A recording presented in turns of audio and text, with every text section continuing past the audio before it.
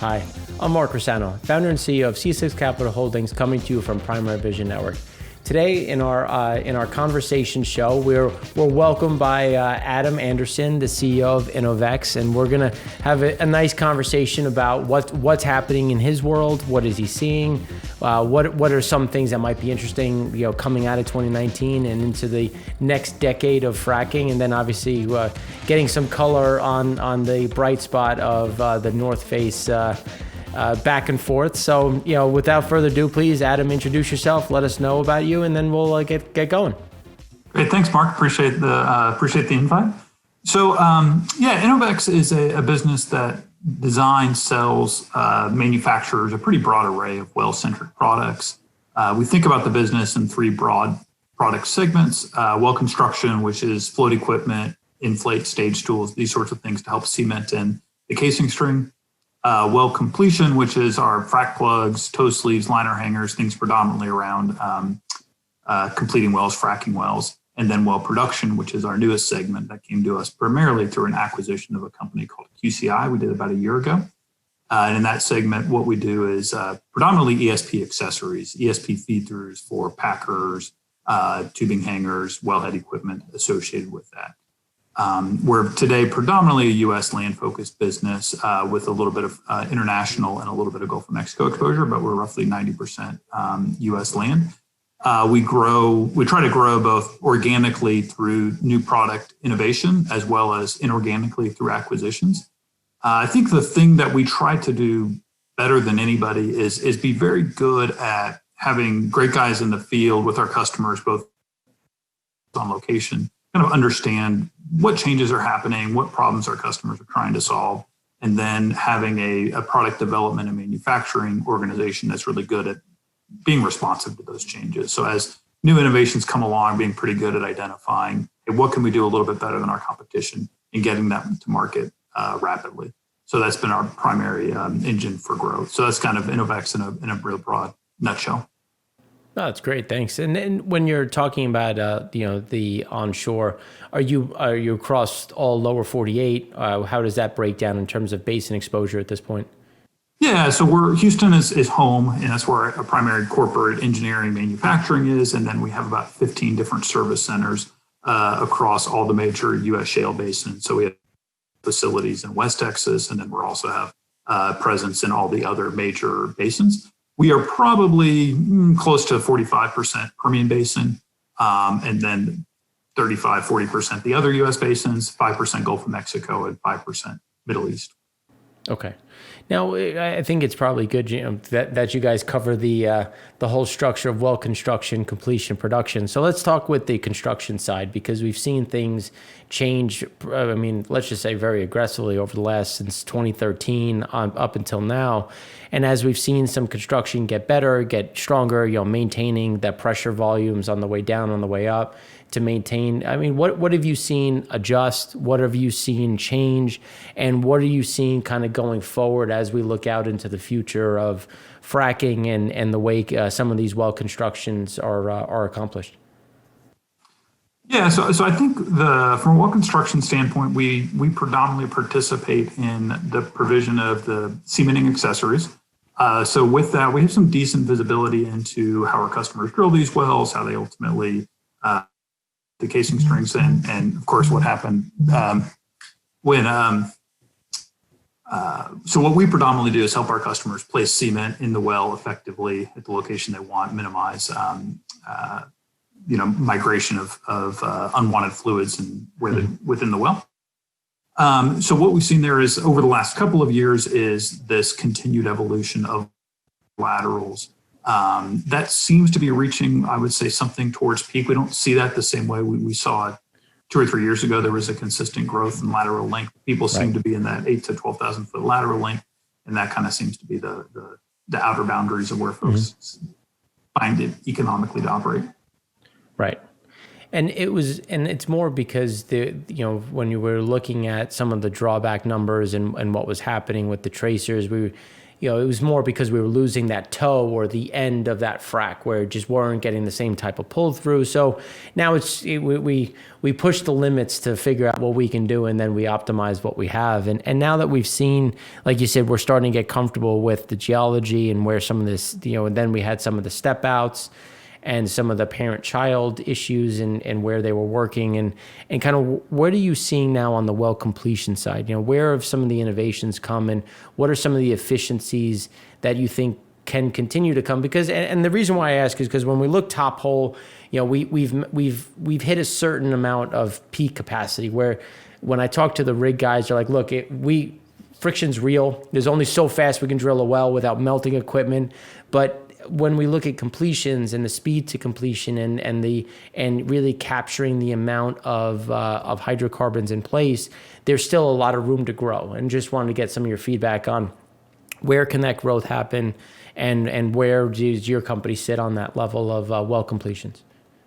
Yeah, so I think on the completion side, you're right. As folks, we reach this kind of natural boundary where as people go longer laterals, it becomes more difficult to effectively stimulate, clean up, and produce the last X amount of the lateral length. So I think that's where people have kind of realized the economic limits there. And new technology might change that over time, but that seems to be where we're at to date.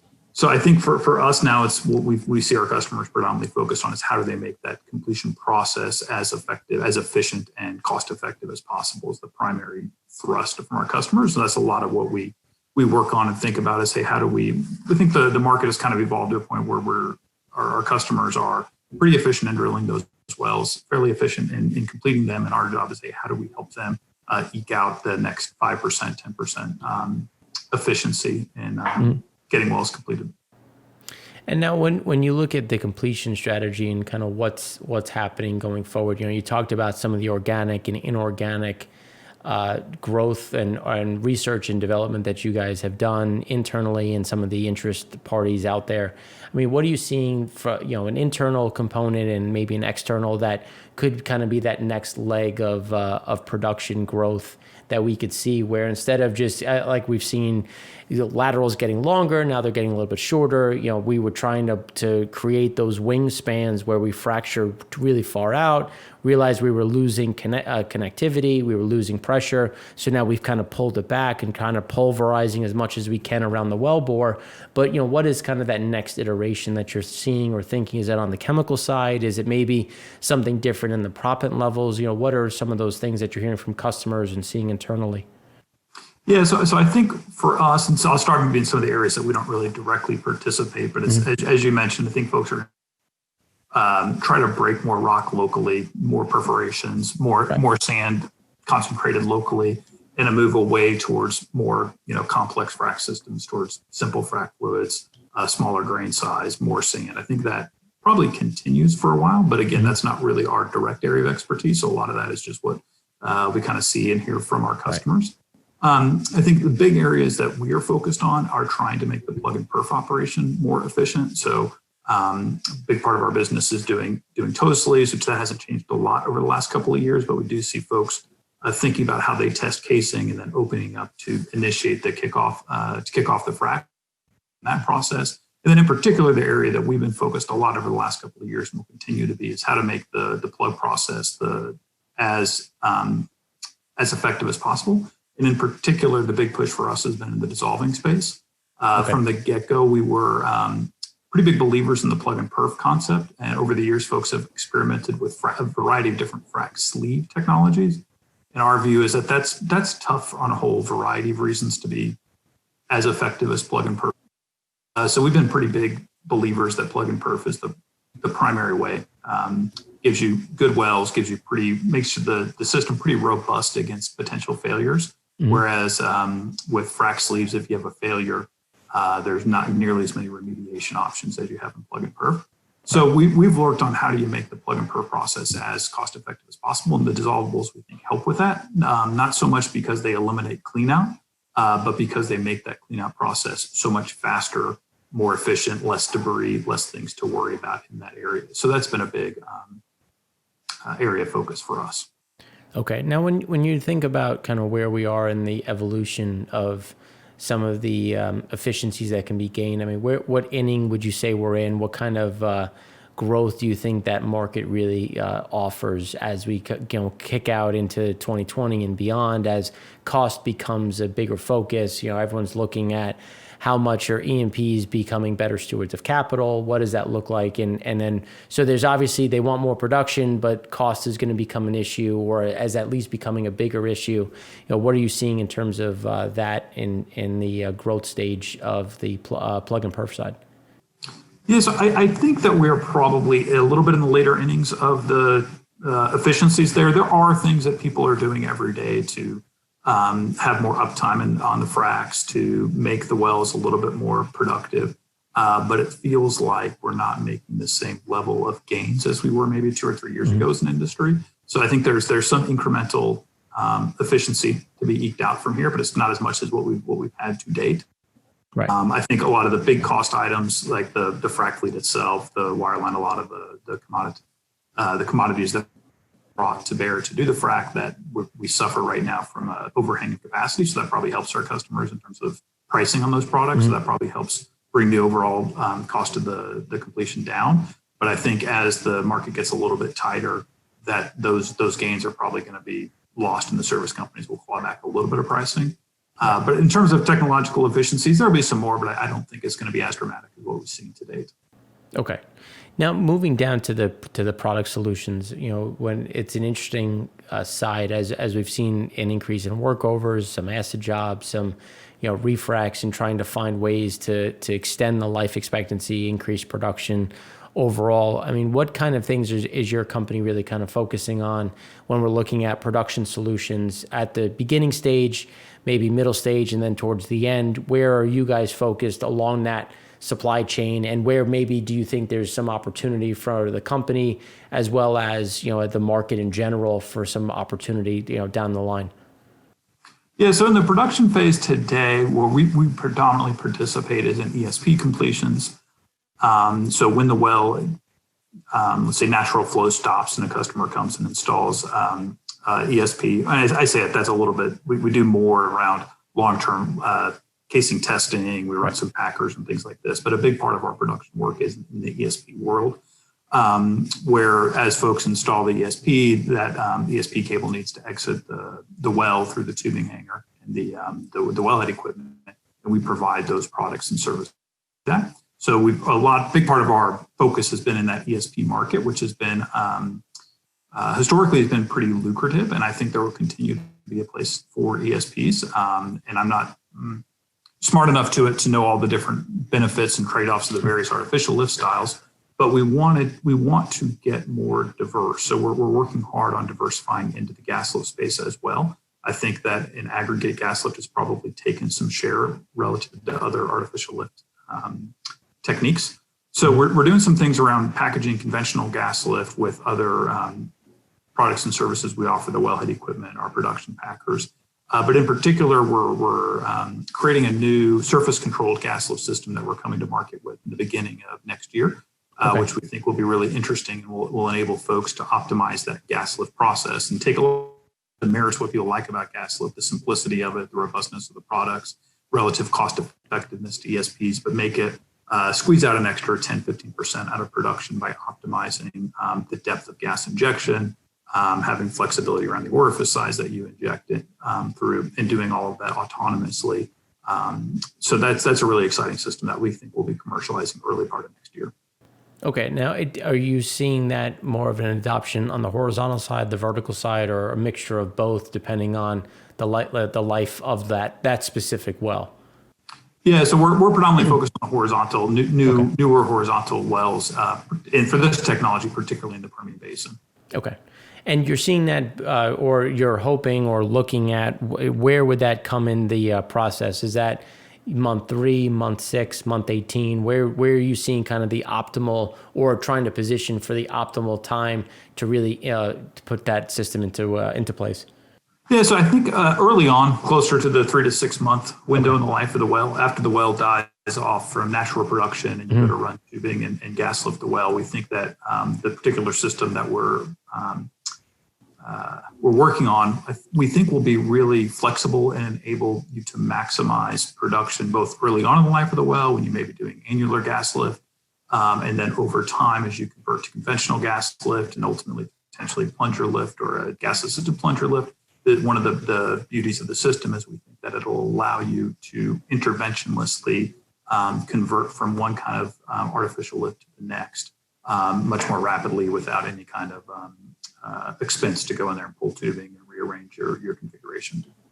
Okay. Now, and the thing that we've talked about on our shows and in reports that we've done, we've shown how the decline curve continues to move along the normal line, but when you introduce something like this, instead of getting a nice little bump and then coming back to the original, you're actually moving the actual production curve up and to the right. So you're getting that kind of moving all throughout the system. So when you're thinking about the longevity, I mean, how long would something like this be in place over the life of the well? Is this something that is going to be relevant for the first 18 months after installation, or is this going to carry you through the end of the life of the well until you go through an abandonment program? Well, the hope is through the life of the well. We shall see.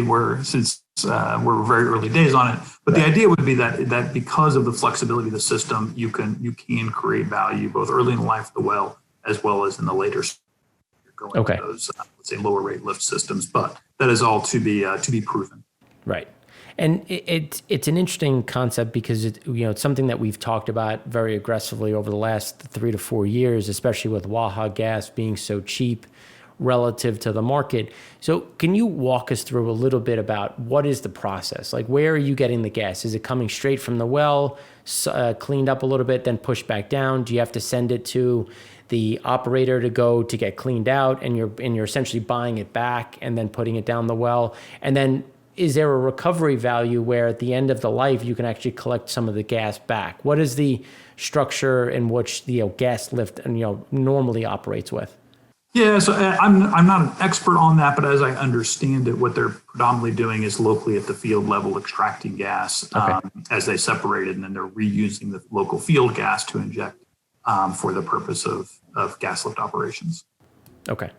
And now when you're looking at the overall adoption rate and where this can be used, I mean, you're talking about in the Permian, where is the benefit based on the geology? Is it something where it can be moved into other locations, Appalachia, Anadarko, Bakken, Eagle Ford, just to name a couple of the big ones at this point?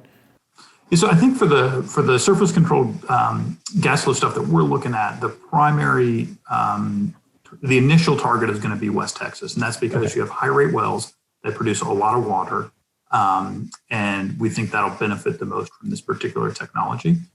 Then probably moving into the Bakken would be the next biggest one.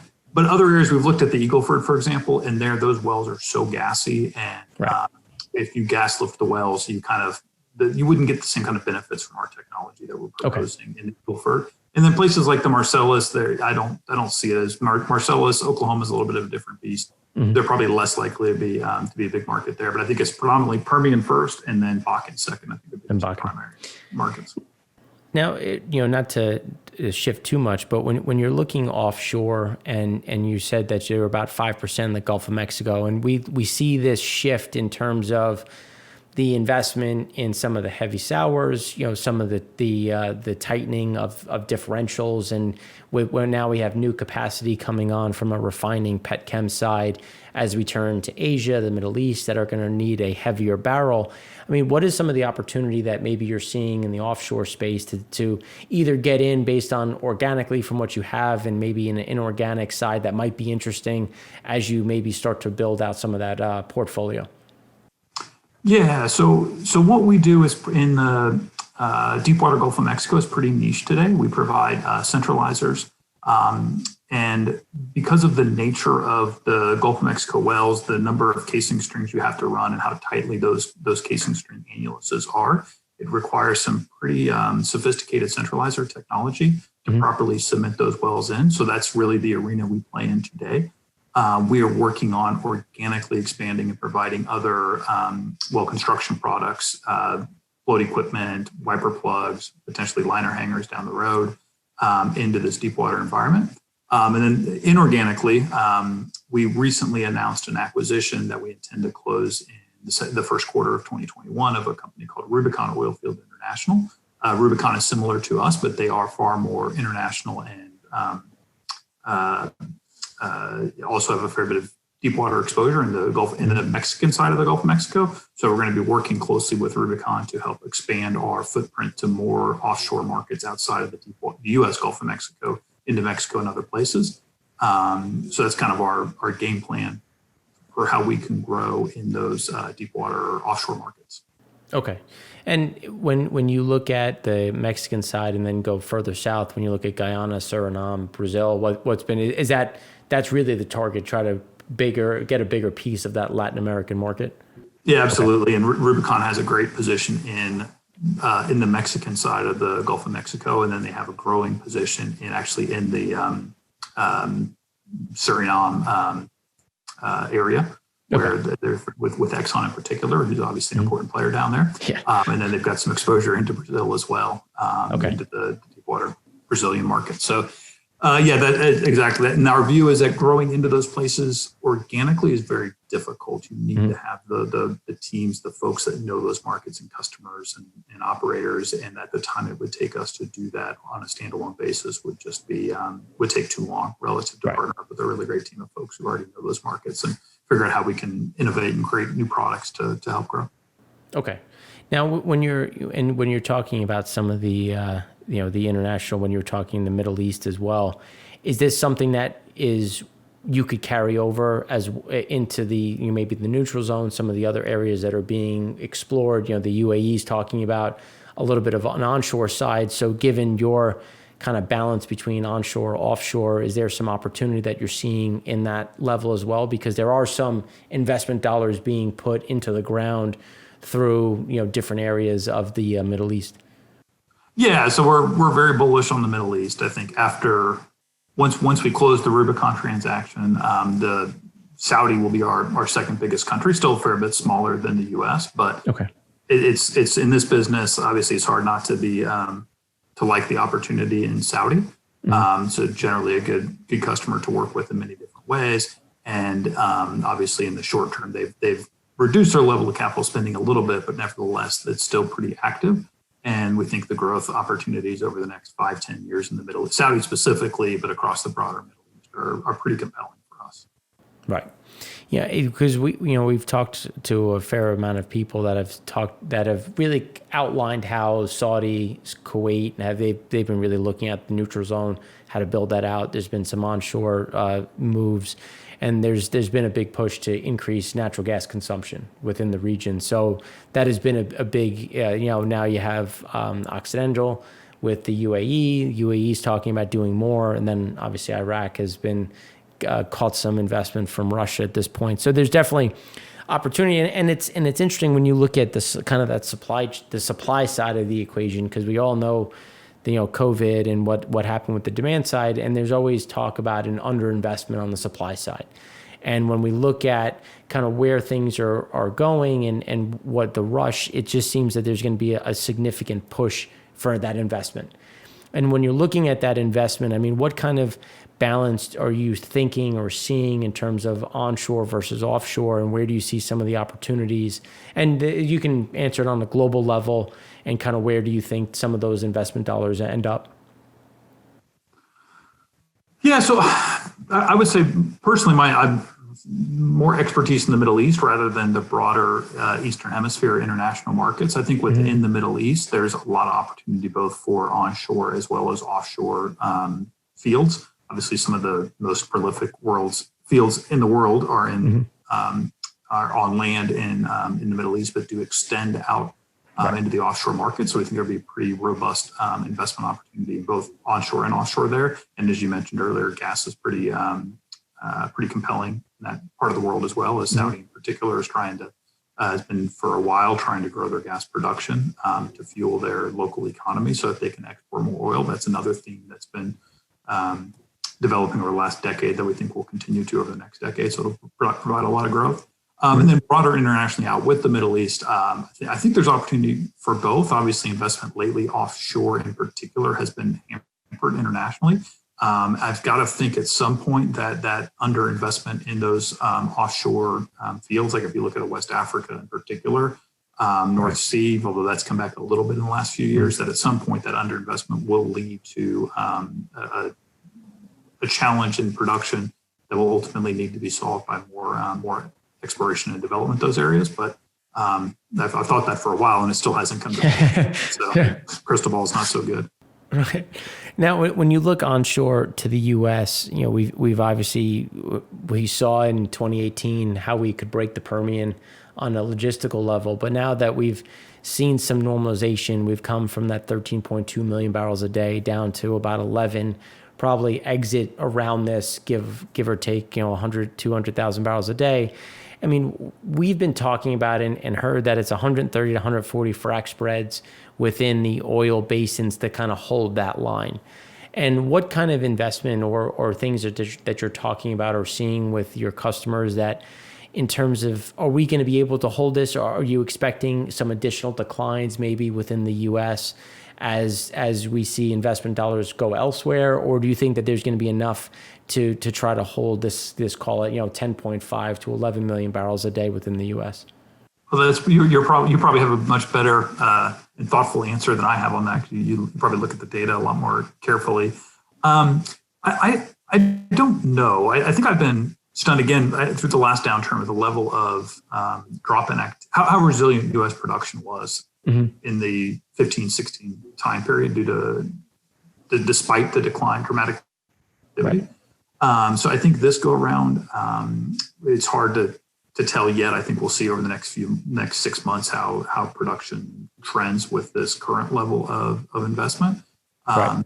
But I would say, I don't know, cautiously optimistic is the right word or not, but because in some ways we need our customers' production to decline in order to drive more reinvestment. Mm-hmm. But I think they'll be able to find ways to maintain production, invest, high grade their drilling and completion opportunities so that they're able to maintain production, maybe even grow it a little bit. And with, as you said, a relative 140, 150 frac fleet, something dramatically lower than where it was just 6-9 months ago. So I think in a way, our customers, every time we go through one of these downturns, find a way to be more efficient, to upgrade what they're working on so that they are able to scrape by in a more challenged market. Right. And that's an interesting thing that we've seen, and it's kind of, we always joke, we get with Americans, what do we do best but invent things and arbitrage? And what are we trying to do? We're trying to invent the best way to maintain, and then we're going to arbitrage. We're going to find hedges. We're going to find ways to survive to the next upturn to make sure we keep the lights on. And the one thing that it always keeps cropping up that we keep talking about is the liquid side, because when we look at natural gas liquids, when we look at naphtha and condensate in general, there's a growth market there. And it's interesting now that we've gotten much better at finding, not only just onshore but offshore, some of these stranded assets that are, obviously gas-based but have a wetter component to it. It's going to be interesting to see how quickly or if we can see some of this come online to fill some of this void, because one of the things that was interesting is we saw propane demand increase or recover quickly, but there was a shortage of propane just because of the OPEC production cuts. So that offered an opportunity for the U.S., and now we're continuing to see that, and it's going to be interesting because obviously we're on the lighter end of that scale, and there's some opportunity within not only the Anadarko but some of the Eagle Ford. If you look at the volatile oil window, like there's definitely something to be said about some of the demand for our crude and other products into the market. We hit a new record on LPG exports, which is a nice little thing to see. Because everyone likes to talk about just oil, but when you look at black oil and then break it into its components, like there is growth. I'm a bit more bearish on the oil side, but more constructive and bullish on the liquid side. And it's interesting to kind of see, when you look at the Permian, and just to get a little bit nuanced on the Permian, where are you seeing some of the investments for your products? Is it more the Delaware side? Is it more the Midland? Is it a mixture of both? And kind of where do you see that growth into 2021 and beyond, now that we've had some consolidation? And then, long question, but how do you see that consolidation maybe helping you, hurting you, maybe, or providing an opportunity going forward to get, a bigger piece of market share? Yeah, no, there's a lot there.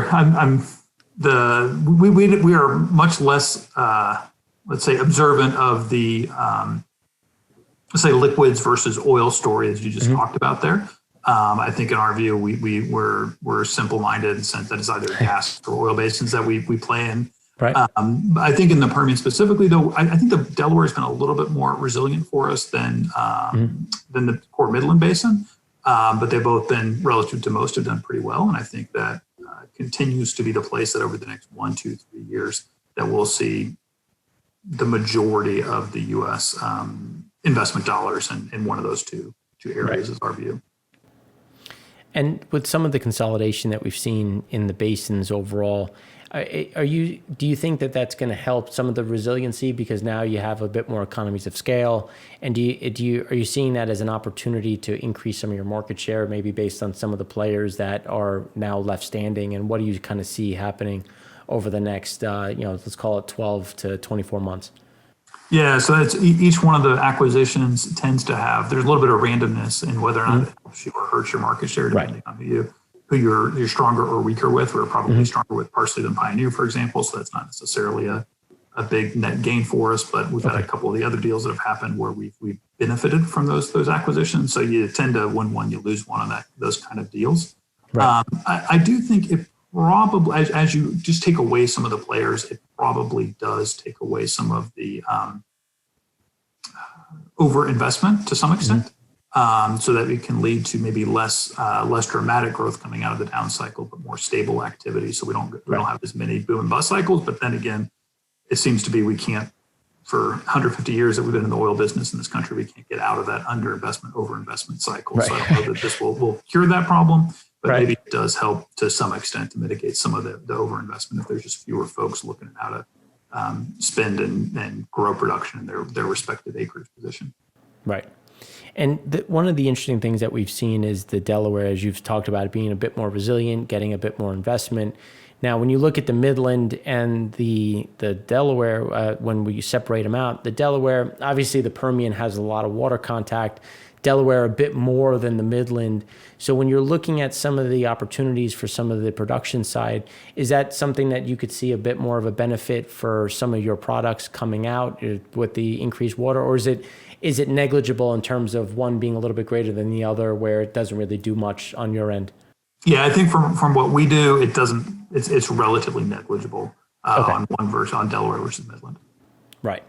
And when you look at some of the build outs that we've seen and some of the activities in the area, what are the basins that you think has the most? I mean, obviously the Permian is the easy answer, but what are some of the other areas within the U.S. in general that you think there's some opportunity, not only for your company, but also for just general growth within the call it the next 5 years or so? Yeah, so I think the gas basins are very compelling. I mean, I think we've got some of the lowest gas production costs worldwide.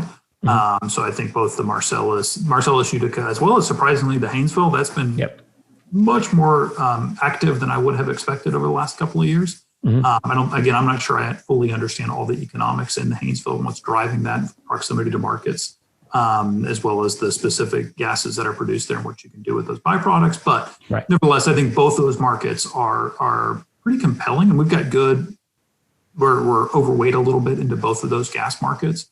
And I think over the long haul, that's a good story. I think the markets will generally shift towards more natural gas for a whole variety of reasons.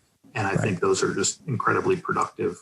And I think relatively economic basins, even at $2.50 to $3 MMBTU, that over time that those things will continue to grow.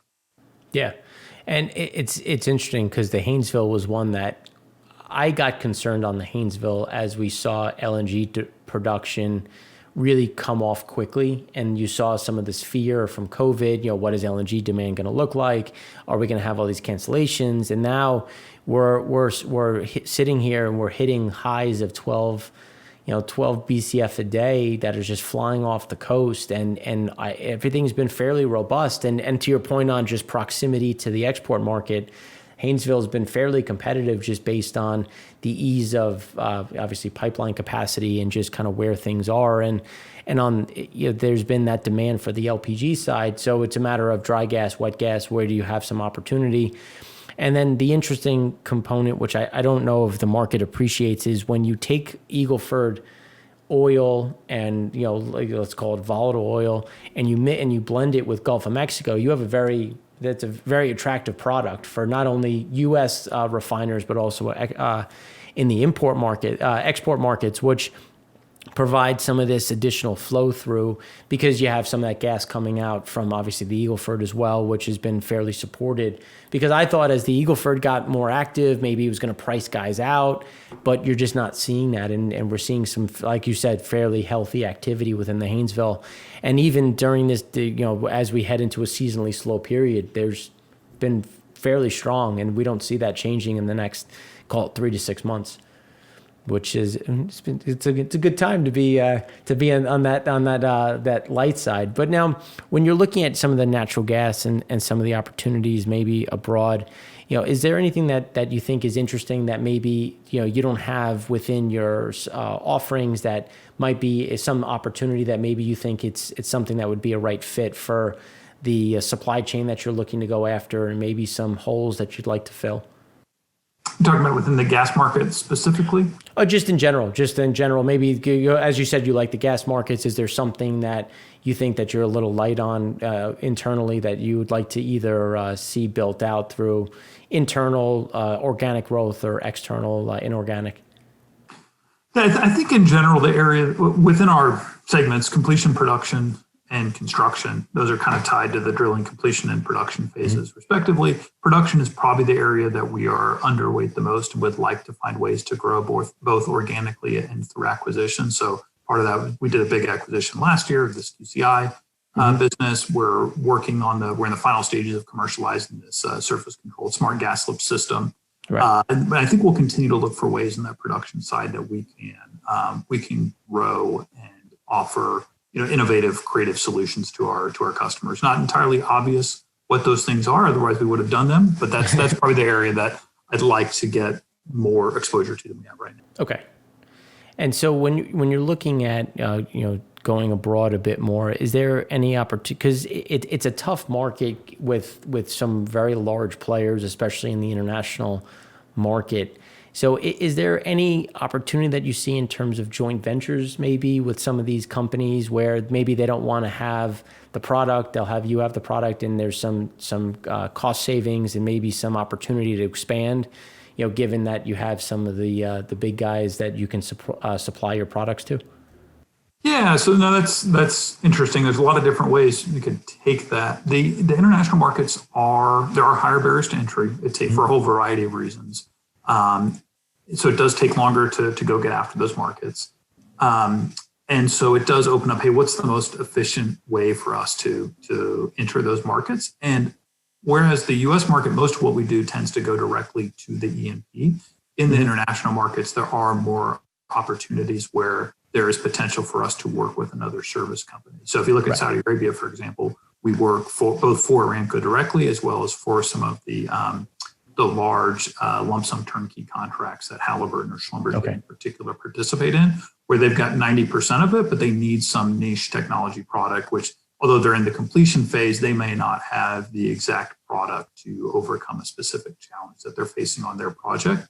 And so we're able to come in and fill that gap in a way that internally is just difficult for them on such a quick turn basis. So that's definitely an opportunity. And I see the service companies internationally we can partner with those guys in a way that's good for them and good for us. And when you look at, some of these guys have looked to streamline a bit where they want a little bit less manufacturing. They want more at-time deliveries, and you have, obviously with the products that you have a fairly robust manufacturing side, and store and inventory.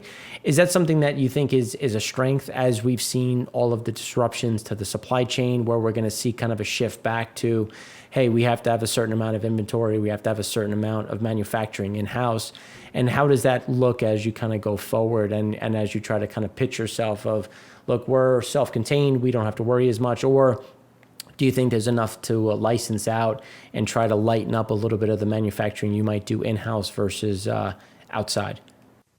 Yeah, so the way we handle manufacturing is we outsource a fair bit of it, and we have internal capacity as well. We kind of target our internal capacity on research and development, quick turn, or specialty projects. And then for a lot of our bulk, high volume, day-to-day bread and butter stuff, we tend to outsource that. And we've got some pretty good suppliers that we've worked with, and we've created some supply chains with them where they know what is coming, or they have some expectation of what's coming. And we rely on them heavily to allow us to scale.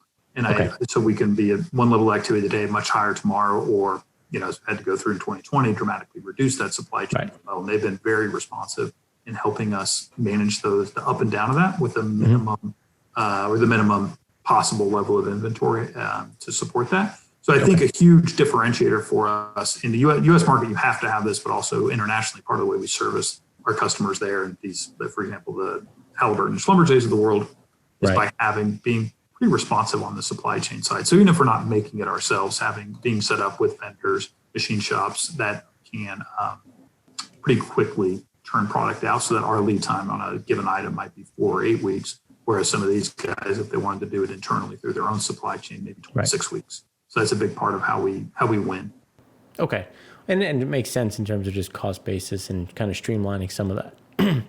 Now, the famous topic that we can pivot to and get closer to the end, when you look at what happened with North Face and the open letter, because we're looking to do something similar in the sense of, look, let's highlight the benefits that the energy industry has given in terms of low natural gas prices, not only to the consumer for heating and cooking, but also to the industrial production area where we've seen chemicals come back. We've seen production get cheaper overall. And now you have more and more, and with the advent of a new administration, you have more of this push towards this green solution without respecting the fact that there's a lot of chemicals in a lot of these green solutions, from EVs containing 20 to 40% more plastics to the coatings that go on some of these solar and other. I mean, what transpired? What happened? What kind of led you to say, look, we need to get more aggressive and really highlight the benefits that the energy industry brings to the table? Yeah, so I guess first, earlier this year during quarantine, I read this book by Alex Epstein, The Moral Case for Fossil Fuels, which very effectively tells the story of the what oil and gas does to benefit humanity. This, and in fairness, this is the topic I'm probably already predisposed to have certain biases on, being a longtime gas guy. But when I read that and just look around and you see what's happened to our industry, I'm struck by, over the course of my career, I've been in it a little over 20 years, it feels to me like our industry has gone from saying, hey, what we do is generally good for the world, to one where more and more industry leaders are talking about oil and gas as a necessary evil. And that's something to me that's just strikes me as pretty incongruent with reality. Mm-hmm. And so what happened specifically, so I've been focused on this topic for a while this year. And in fact, over the course of, when I did a couple of company-wide town halls over the last 3 or 4 months, for a variety of reasons, this is a topic that I was starting to talk more about internally, is that, hey, we need to be proud of what we do for our country, for the broader world, for humanity. Mm-hmm. And so in some ways, what happened with North Face just kind of fit right within that topic that I've been thinking about and talking about more lately. And make a long story short, effectively, we were looking to order Christmas presents for our employees. We've always done something different every year. This year we were going to do jackets. We placed an order through a third-party distributor for 400 jackets. We looked to buy some North Face jackets. We thought those were nice. Right. And we're told through the third-party distributor that North Face didn't want to co-brand with an oil and gas company. Mm-hmm. This is not a policy that they put out on the officially, but unofficially I've heard through folks that work in the VF Corporation, as well as from other oil and gas companies, that absolutely this is their stance, even if they're not as public about it as they are about some other industries that have co-brand with. So that kind of prompted me to write this open letter that I published on LinkedIn a couple of weeks ago, where I talk about the irony of the fact that they refuse to sell a product that's made out of oil and gas to oil and gas companies because they don't believe in what we do. And so I took that opportunity to write about what I think the world underappreciates about the fact that oil and gas is critical to human prosperity. There are no reasonable alternatives today. I'm a free market guy, and over time, if there's a better solution, hey, we should embrace that better solution. But what we shouldn't do is force more expensive, unreliable energy on people that will only make our lives worse. And instead, we should celebrate what oil and gas does for the world. Right. Yeah. When I've done a lot of work with the LNG and natural gas and propane, and as you've said, some of these advancements, when we've seen propane engines, the ease in which they can be converted, or relatively cost-safe means of going from diesel to propane, and propane being a cleaner burning fuel, burns hotter. There's a lot of opportunities within that, and the conversion of things from school buses on down is fairly low. You're talking about $500 to $1,000. It's just, can you get a reliable source of propane to run instead of diesel? And when you look at just the advancements of technology, our ability to remove sulfur effectively, cost safely, and when you look at just taking China and India for an example, when you replace coal with LNG and natural gas in general, you have a marked shift very quickly. And it's not something that takes a long period of time to see the impacts. It's almost instantaneous in terms of the amount of sulfur and just particulates that come out of the air by just increasing the adoption of LNG. And I understand methane has its issues, and there's ways to monitor methane release, methane gases that, if you have a leak within the system, and it's a matter of being stewards of capital, but at the same time, stewards of the environment, but within reason. You need redundancy, you need reliability, and you need a certain amount of longevity in what we have to do to get to this balance. And I'm one person that will say, I do not believe LPG and LNG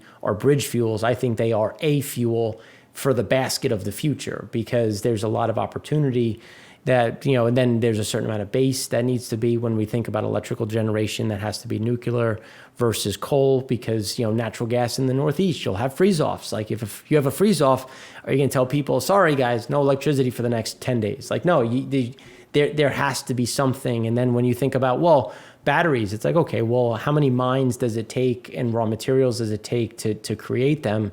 And there's this misnomer in terms of like, we're going out and just dumping all the stuff into the Ohio River again to watch it set fire. Like, that's not what we're doing. That's not what we want to do. This is, I'm sure you being in Texas and whatnot, you like going outside, you like being in the outdoors. We're not looking to kill things. It's a matter of working together for a better, brighter future. So it's an interesting conundrum, especially with VF Corp selling fireproof equipment to the oil and gas industry. Yes. Yeah, but I think that's right about the environment. One point I would make is what our industry does. One thing I would say is what our industry does is good for the employees of the industry. It's been one of the great engines, both directly and indirectly, as you talked about earlier, for creation of good industrial jobs. I've not done the research in detail, but I'd like to. But I don't think there's been very many other, over the last decade, very many other at scale growth of industrial jobs that there have been either directly by oil and gas or enabled by the shale revolution. And then secondly, those people, all of us in the oil and gas building, the vast majority of folks in this business, yeah, they love the outdoors. And that's part of what attracted people to this industry, is the fact that it is a job. Right. It is where you can work outside and enjoy the outdoors while you do your work. And so the vast majority of folks who work in this industry in one way or another celebrate and enjoy the outdoors. So yeah, none of us want to do things that are going to directly negatively impact the environment in which we live and work. And I think the industry's done really well there to address a lot of those local challenges over the last couple of decades that doesn't get talked about or discussed more broadly. I think most of the pushback today is largely around the CO2 emissions is generally what people point to when they complain about the oil and gas industry. And I think for, again, a whole host of reasons that problem is poorly understood and over traumatized.